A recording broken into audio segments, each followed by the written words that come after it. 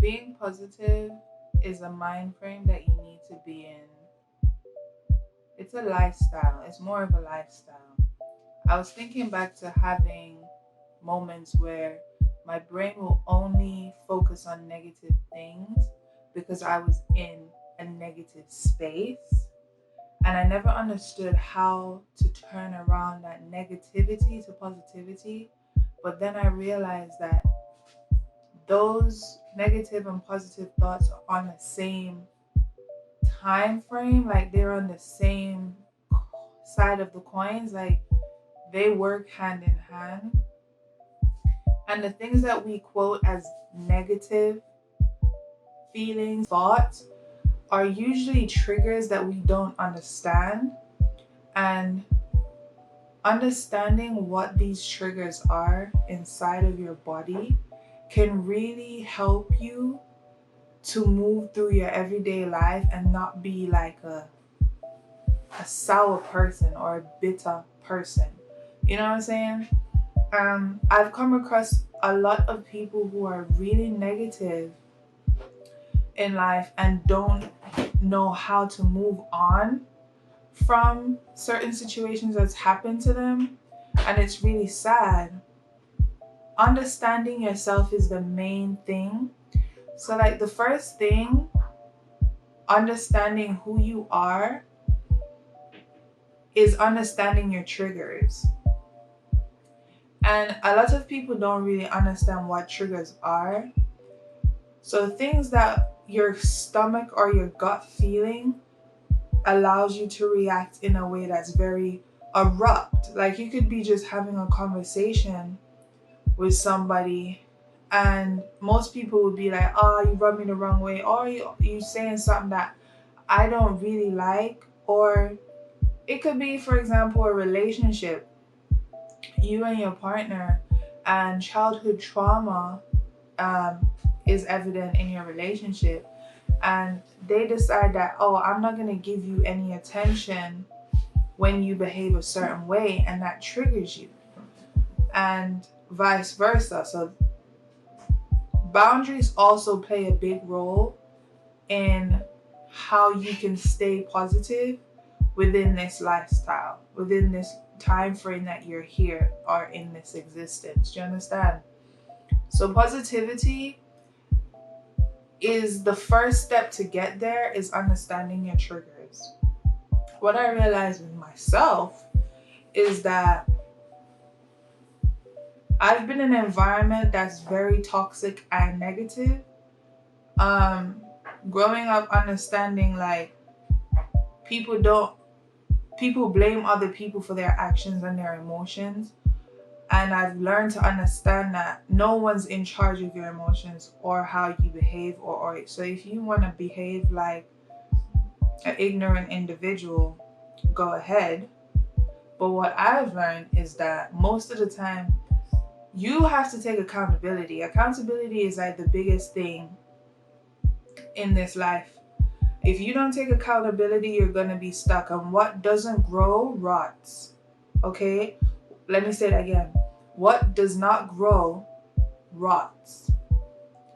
So another thing is understanding your brain chemistry. Understanding your trauma is the first step into understanding where you can go. It's just like assessing something, a dis-ease in your body, and you have dis-ease in your brain. So mental illness is a big thing. So you need to understand how your brain chemistry works and how to fix that. Like, do you have a serious issue? You really need to understand, because it's not normal for someone to get triggered over macaroni and cheese. You understand? It's not something that you're supposed to, like, get triggered over the least little things that is not as important, or it's not affecting your survival. You shouldn't be getting irritated so easily. And a lot of people are living in irritation all through their lifespan and thinking it's normal. Like, we're in this time and culture where people think it's normal to behave in toxic ways, and it's praised to be toxic. And it's really stupid because I don't understand, how can you praise something that is toxic, but then again, it all adds up to a lot of things. It adds up to your brain chemistry, it adds up to your gut bacteria, it adds up to a whole lot of things. And the point here I'm getting is, no one can provide positivity for you. You have to provide that for yourself. No one is going to be like, here and hand it to you. You have to figure it out yourself.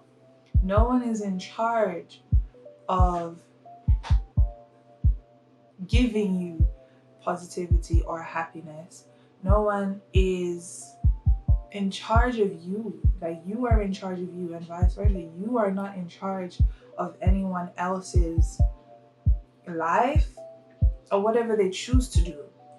It's a blessing when two people can correspond and live cohesively. That's good, right? No one is, when I mean like no one is in charge, I mean like, if you're upset because of something you're upset about, you can't be upset that I'm not upset, you know? Or saying, you fix me and make me happy. You know, a lot of people have very anxious attachment styles, which also plays a factor in how you see life. And a lot of people are other people's enablers, like family members, friends, platonic relationships. A lot of people are enablers in this life for other people, which is insane, because noticing that you are the enabler for someone else's bad, or not even bad, just really corrupt behavior, and a lot of you know that it's corrupt behavior and know that it's negative behavior because it goes against self. You know, and you feel it inside of you, and you know that it goes against self. So why do it? You know? And the reason why you do it, it goes back to the brain chemistry and the habits and the gut bacteria that I'm talking about. A lot of things you eat affect how you behave. You know what I'm saying? I spoke about this before. If you watch previous videos, I'll link it in this video. You are what you see, what you hear, what you think. You know, you create you. You create your reality.